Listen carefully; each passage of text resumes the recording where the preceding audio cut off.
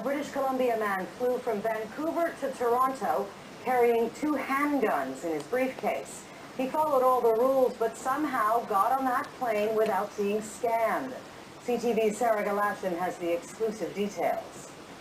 A Glock 22 among the many items Aaron Haight took with him on a flight to Toronto. The firearms, it's a passion. Planning to participate in a shooting competition, he packed the Glock and his other gun, got permission to travel with his firearms from the RCMP, and was off to the Vancouver airport. You're supposed to declare these in, you're supposed to go through special baggage. That's not what happened this day. It was June 14th at 4:30 a.m. The airline's customer service agents were on strike.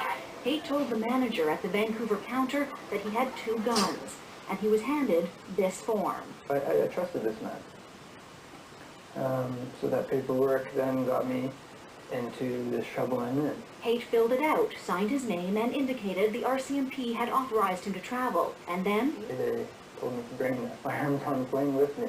he says his ammunition was in a checked bag, that he made his way through security with the guns and paperwork and was told not to walk through the metal detector, that he was asked for a badge and said he didn't have one, instead providing his firearms possession and acquisition license. It's a card, like your driver's license with your photo on it. It's not silver, it's not bronze, it's not a badge. They preceded me onto the plane. I was looking around, wondering what's going on here. Why are they allowing me on the plane with 2 pistols and a briefcase? When he posed the question, Haight says he was told to give the gun case to the flight attendant. Mid-flight, he was asked for his badge. When the pilot learned Haight didn't have one, police were called, and once on the ground, Haight was arrested.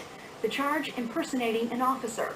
Haight spent 3 hours in a cell. Through the investigation, it was determined that there was no mention whatsoever on his part that he was a police officer. And at some point, someone believed that he was a police officer, gave him the proper documentation to fill out to actually board the plane with his firearms. It's a scary mistake. One that worries Haight. Now, as a Canadian, I'm wondering, how lenient are we being?